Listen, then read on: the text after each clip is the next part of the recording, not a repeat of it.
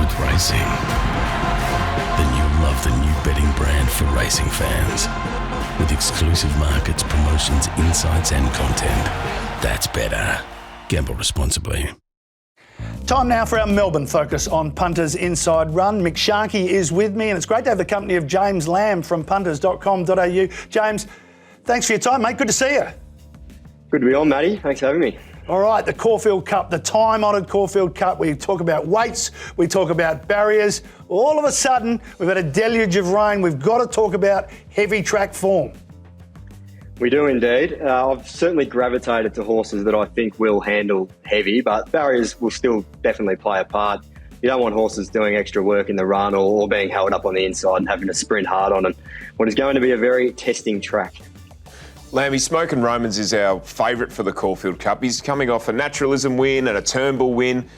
Traditionally, they are the form references, but neither race was run at a really strong tempo. How do you weigh that up? The pace of those races and the fact he was advantaged, or the fact he's got two good wins beside his name? I'm going with the latter, the two good wins. I think I was saying to a friend earlier that if it was any other horse that wasn't Smokin' Romans, if this was an import that had the same prep as him, everyone would be declaring him and he'd be half the price. But because he's a horse who was beaten by Will John over the Caulfield 2400 12 months ago, people are looking for a reason to pot him, which I think is fair enough. But he does tick the boxes, 2400 metre plus, he handles wet ground, and I just think he gets the perfect run in transit too. Yeah, just 51.5 kilos and Jamie Carr on the saddle as well. How much stock are you putting into some of these Sydney visitors that have been running on heavy tracks? Yeah, I've actually got Numerium as the main danger, Matty. 5 starts since the Doncaster, placed in all of them, 3 of those at Group 2 level, and he's placed in 5 of his 7 starts on heavy track. So I don't have an issue with the wet, but for him, though, I think it's the 2400 metre. That's the main query with him because we just haven't seen him do it in Australia.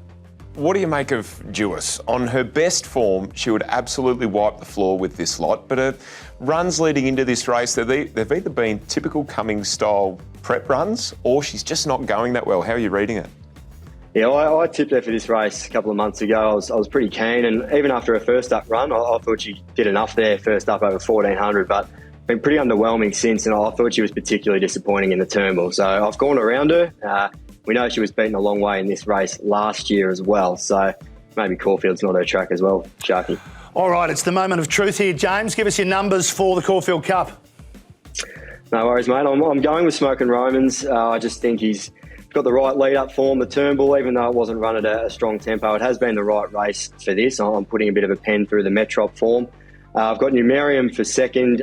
Gold Trip, I can't see him turning the tables on Smokin' Romans, but 2400 metre form, he's a horse who's beaten the Naval and Stradivarius over this distance. So if he puts anything close to his best foot forward, he can certainly figure in the placings. And I've got Chapada, number 15, as a one to throw in exotics, Matty. There's a good Chapada and a very bad Chapada. If the good one turns up, he can run a race. He was having his third run in this race, and look, 4 lengths off Very Elegant in what was a much stronger Caulfield Cup. I think that reads okay for this. All right, Chapada the roughie. Shark, what about your selections? I've sort of ebbed and flowed on this race, Matty. I've landed on Inspirational Girl. You have landed on it? I have landed on it. I didn't see it. Well, she would have complained if I landed on it. But well, she definitely would have complained if I landed on it. I only sat on a horse once and it tried to throw me off. So I think she'll get through the ground, and she's bred to stay a trip too. She's a reliable man out of a Zabeel mare. She should run the distance. So I'm with her. I think she's a value bet. All right, I've got a leg run on top ahead of Smokin' Romans and my roughie. I think Knight's Order will make it a genuine run race. That'll be up there in the numbers as well. Before we let you go, James, what about some others your best at Caulfield on Saturday? Yeah, I think we need to get the cash early, Matty, while they're still racing there. Hopefully we do get through the car, but I'm keen on one in race 1, number 1, Quang Tri, around the $3 mark last time I looked. I'm a huge fan of the Patrick Payne stable, striking at close to 20% this season. Filly hasn't raced for about 90 days, but had a trial on a heavy 10 over 1,000 metres and got through that fine, and I just think she'll be too good for these. The second favourite is coming from a maiden win at Cranbourne, so it's a pretty big step up for that second fave climbing star. Quang Tri's got the runs on the board. All right, James, thanks for your time, mate. Look forward to catching you next week. Thanks, Matty. I'll see you next week. James Lamb from punters.com.au. That's Melbourne. After this, our Sydney focus, the Everest. The betting brand for sports fans. That's better. Gamble responsibly.